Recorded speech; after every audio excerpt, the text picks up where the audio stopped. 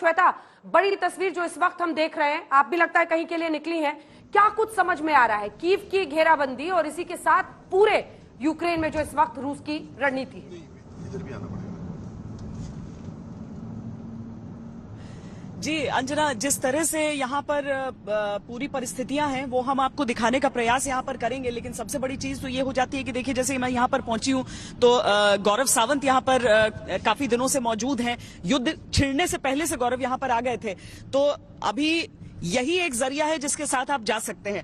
Petrol जो थोड़ा बहुत आपके पास रहता है, जहां से आप हासिल कर सकते हैं, वो आप अपने पास रखते हैं, नहीं तो उसके अलावा यहां पर आप मूव नहीं कर सकते हैं। टैक्सीज जैसी चीजें होती नहीं है, बहुत कम लोग आपको यहां पर दिखेंगे, अधिकतर लोग बाहर निकलने की कोशिश में। लेकिन अब जो बचे हैं वो सब लड़ाई लड़ने के लिए यहां पर बचे हैं अंजना, और सारी कोशिशें लोगों की ऐसी दिखती हैं।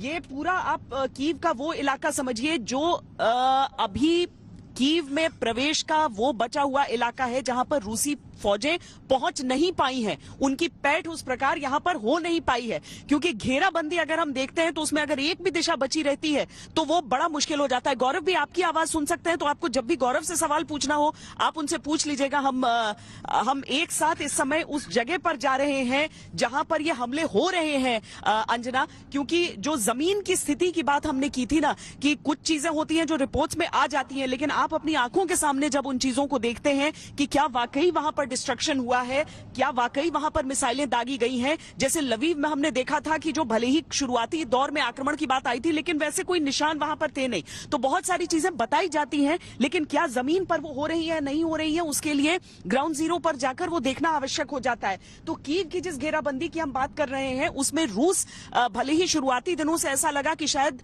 48 घंटों की बात हो, लेकिन ऐसा हुआ नहीं, और 48 घंटे होते होते देखिए युद्ध ने 11वें दिन में प्रवेश कर लिया।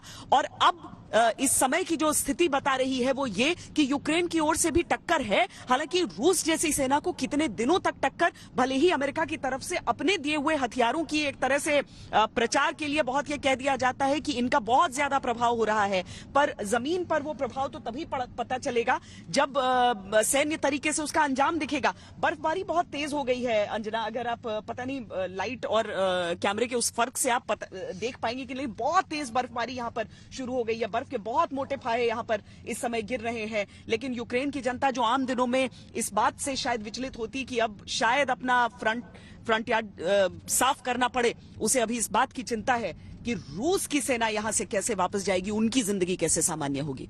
जी, क्या आपको लगता है कि जमीन के ऊपर जिस प्रकार से हरकत हो रही है, जिस प्रकार से जमीन पर सब लोगों को लग रहा होगा कि रूसी सेना तकरीबन 20 से 25 किलोमीटर के दायरे पर कीव के है, क्या कीव के जो बाशिंदे हैं, चाहे 1 लाख 2 लाख ही बचे होंगे, उनको लगता है वो जज्बा है? आपको देखने से क्या लगता है कि उनको लगता है वो टक्कर देंगे, या वो लगता है आपको कि नहीं, वो आपके दिल में हार मान गए हैं, वो अब किसी प्रकार से टाइम पास कर रहे हैं? जल कुलकर्णी, वो सारे लोग जो है ना वो बहुत ज्यादा पैशनेट हैं, बहुत ज्यादा प्रेरित हैं, और ये एक चीज मुझे बहुत पॉजिटिव लग रही है सर, क्योंकि अगर हम भारत की भी उन जंगों के बारे में सोच लें जहां पर आम जनता जिस तरीके से जुड़ती थी कि लाल बहादुर शास्त्री एक आवाज देते थे और उसमें लोग अपने घर में जो चीजें रहती थी वो सब भारतीय फौज को देने के लिए तैयार हो जाती थी।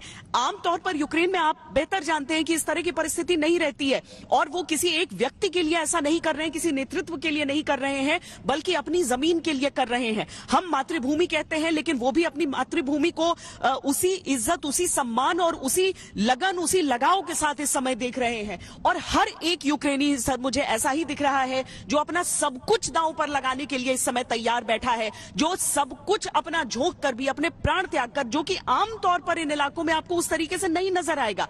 बहुत ज्यादा दिनों शांति नहीं देखी, शायद 30 दशक से, लेकिन एक जो आजादी का स्वाद चखा, उस आजादी को ये गंवाने के लिए तैयार नहीं है। जितने भी ऐसे युवा हैं जो लड़ सकते हैं वो लड़ने को तैयार है। हालांकि फिर भी मैं बहुत ज्यादा तुलना भारत से नहीं कहूंगी, जहां पर राष्ट्रीयता और राष्ट्रवाद एक अलग स्तर पर जाता है, कि आपको वॉलंटरी आते हैं, आप सेना में, आप अपनी वर्दी पहनते हैं। इन सब देशों में उस तरह की स्थिति नहीं रहती है। लेकिन हाँ, इस समय जितने भी लोग हैं वो सब अपने जज्बे के कारण ही इस समय अपने देश के लिए आगे बढ़े हैं। जो सिविलियंस हैं, जो सिविल डिफेंस अगर उस तरह के हम देख लें, जिनके लिए हम सवाल उठाते हैं कि पता नहीं हथियार उठा भी ले तो मुकाबला किससे कर पाएंगे, वो इस समय की स्थिति जो है इसमें वो मुख्य सेना का हिस्सा नहीं है। वो छोटे छोटे पॉकेट्स में वो असंगठित एक तरह से समझ लीजिए, लेकिन बाहर के शहरों में उनका संगठन ज्यादा मजबूत दिख रहा है। कीव में आपको सेना ही ज्यादा दिखेगी।